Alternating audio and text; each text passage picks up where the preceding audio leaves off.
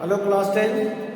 आज हम आपकी साइंस की बुक का जो चैप्टर नंबर 3 है मेटल्स एंड नॉन मेटल्स उसका डिस्कशन करेंगे। इसके पहले कि मैं पेज वाइज एक्सप्लेनेशन दूँ मेटल्स एंड नॉन मेटल्स का, आपको थोड़ा सा मैं बताना चाहूँगा कि किन एलिमेंट्स को मेटल्स की कैटेगरी में रखा जाता है, किन एलिमेंट्स को नॉन मेटल कैटेगरी में रखा जाता है। तो ऐसे एलिमेंट्स जिनके इलेक्ट्रॉनिक कन्फिग्रेशन में लास्ट में 1, 2 या 3 बैलेंस इलेक्ट्रॉन आए, वो इलेक्ट्रॉन्स डोनेट करते हैं, उन्हें मेटल कहा जाता है। इसीलिए मेटल्स को इलेक्ट्रो पॉजिटिव कहा जाता है। मेटल से इलेक्ट्रॉन डोनेट करने के बाद पॉजिटिव आयन उनमें लग जाता है, प्लस का साइन लग जाता है, कैटायन में कन्वर्ट हो जाते हैं। नॉन मेटल में इसका उल्टा होता है। नॉन मेटल के लास्ट में 5, 6, 7 या 8 इलेक्ट्रॉन्स पाए जाते हैं। तो ये किसी से इलेक्ट्रॉन एक्सेप्ट करते हैं अपना ऑक्टेट कंप्लीट करने के लिए, इसलिए नॉन मेटल्स को इलेक्ट्रो नेगेटिव कहा जाता है। ये तो होगी डेफिनेशन जो है मेटल एंड नॉन मेटल की। अब हम पेज वाइज एक्सप्लेनेशन करेंगे। तो बस एक पॉइंट दिया हुआ पेज नंबर 37 पर कि जो मेटल्स होते हैं अपने प्योर स्टेट में जो है शाइनिंग सरफेस होता है, उनका चमकता है, उनका सरफेस शाइनिंग सरफेस होता है, इसलिए उन्हें कहा जाता है मेटेलिक लस्टर, कि वो लस्टरस होते हैं। मेटल्स क्या होते हैं? लस्टरस होते हैं। ये पेज नंबर 37 पर कहा गया है। अब आप 38 पर आएंगे तो मेटल्स से कुछ और प्रॉपर्टीज के बारे में कहा गया है। जैसे मेटल्स मैलिएबल होते हैं। Malleable means they can be beaten to give the shape of sheet. उनको आप पीट कर शीट का शेप दे सकते हैं। शीट टूटेंगे नहीं, ब्रिटल नहीं होते। Metals are malleable. इसका मतलब ये होता है कि उनको आप हथौड़े से मारकर या किसी चीज से स्ट्राइक करके बीट कर उनको शीट का शेप दे सकते हैं। ये तो होगी मेलेबिलिटी। डक्टिलिटी, डक्टाइल क्या होता है भाई? उनको ड्रॉ किया जा सकता है in the form of wire, wire के फॉर्म में ड्रॉ किया जा सकता है, टूटेंगे नहीं। तो सवाल ये उठता है कि मेटल्स मैलिएबल भी होते हैं, मेटल्स डक्टाइल भी होते हैं, तो कौन सा metal, which metal is most malleable and most ductile? सबसे ज्यादा मैलिएबल और डक्टाइल मेटल कौन होता है? That is gold. और गोल्ड का सिंबल क्या होता है? AU। गोल्ड का जो सिंबल होता है AU। ये नाम इसलिए आया है कि ये most malleable and most ductile metal की कैटेगरी में आता है। ये भी कहा गया है, आपको हर लाइन का ध्यान देना होगा कि 1 ग्राम गोल्ड से 2 किलोमीटर लेंथी वायर खींचा जा सकता है। 1 ग्राम गोल्ड से 2 किलोमीटर लेंथी वायर खींचा जा सकता है। तब आप समझ सकते हैं ऐसे वायर का डायमीटर क्या होगा, बहुत पतला तार खींचा जा सकता है। मीन्स इतना डक्टिलिटी होती है गोल्ड के अंदर। उसके बाद हीट एंड इलेक्ट्रिसिटी की कंडक्शन की बात आई है कि जो हमारे वेसल्स होते हैं, जो हमारे खाना पकाने के लिए जो वेसल्स यूज किए जाते हैं, वो मेटल्स के क्यों बनाए जाते हैं? Because metal are good conductor of electricity. Metals जो होते हैं गुड कंडक्टर ऑफ इलेक्ट्रिसिटी। और जो इलेक्ट्रिसिटी का गुड कंडक्टर, तो हीट का भी गुड कंडक्टर होगा। तो इसमें सबसे पहला नाम आता है सिल्वर, और सिल्वर के बाद उन्होंने नाम दिया जो है कॉपर का नाम दिया है। सिल्वर के बाद कॉपर का नाम दिया है। ये सारी चीजें आपको पेज नंबर 38 पर मिल जाएंगी। फिर पेज नंबर 39 में कहा गया है कि हमारे घर में जो वायर यूज किया जाता है उसके ऊपर एक रबर की तरह कोटिंग होती है, एक लेयर होती है रबर की तरह, आपने देखा होगा डिफरेंट कलर में। तो उस कोटिंग को PVC कहा जाता है, पॉलीविनाइल क्लोराइड, PVC। ये कहाँ पाया जाता है? ये जो हमारा वायर है ना, उसके ऊपर जो कोटिंग होती है जिससे करंट ना लगने पाए, करंट के टच में ना आने पाए आप, जो तार है जैसे कॉपर का वायर है, तो उसके ऊपर एक कोटिंग की जाती है, उसे PVC कहा जाता है, पॉलीविनाइल क्लोराइड। वो रबर की तरह होता लेकिन बहुत स्ट्रांग है।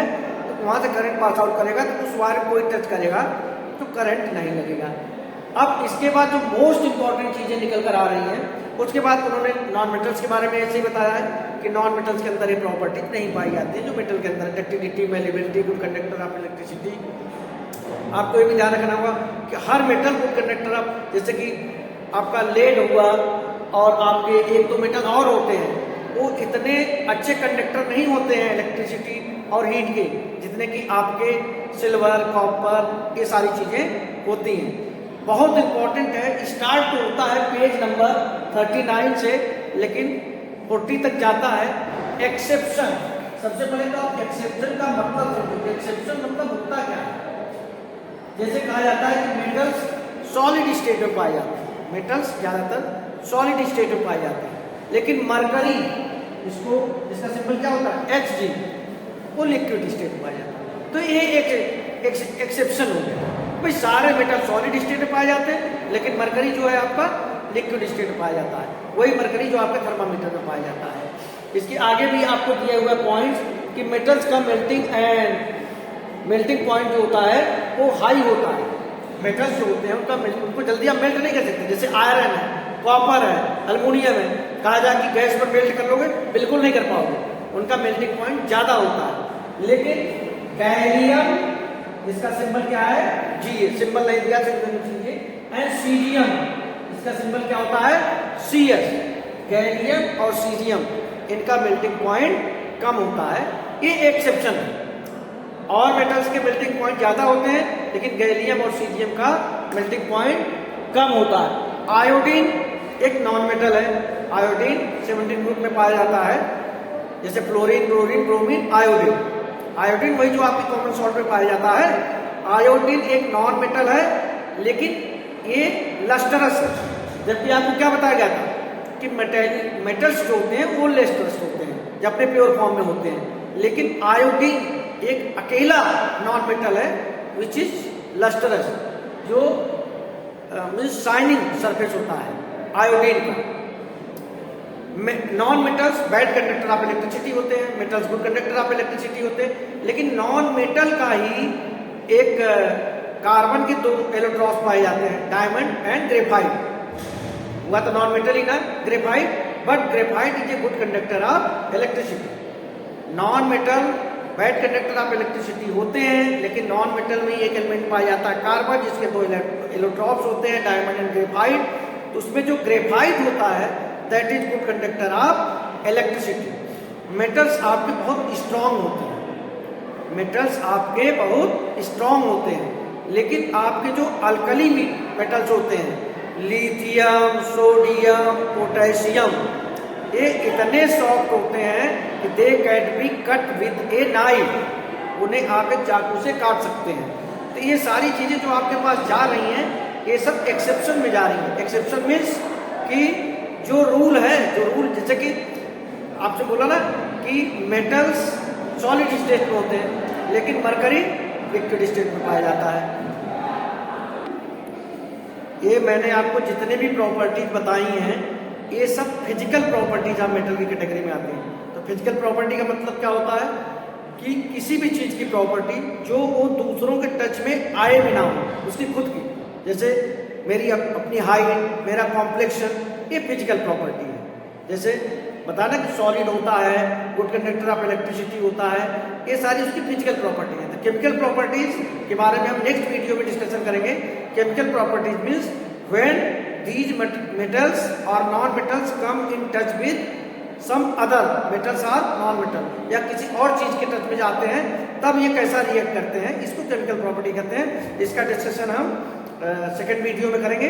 अभी आप इस वीडियो में जो आज आपको पढ़ाया गया है, सबसे मोस्ट इंपॉर्टेंट जो चीज थी वो था कि मेटल्स की फिजिकल प्रॉपर्टी। मेटल्स की फिजिकल प्रॉपर्टी के बाद एक बहुत इंपॉर्टेंट चीज थी वो एक्सेप्शन। वो एक्सेप्शंस कौन कौन से थे उनको आपको ध्यान रखना है। ये चीजें आप कर लेंगे तो इनमें से एक क्वेश्चन आपके एग्जाम में जरूर पूछा जाएगा।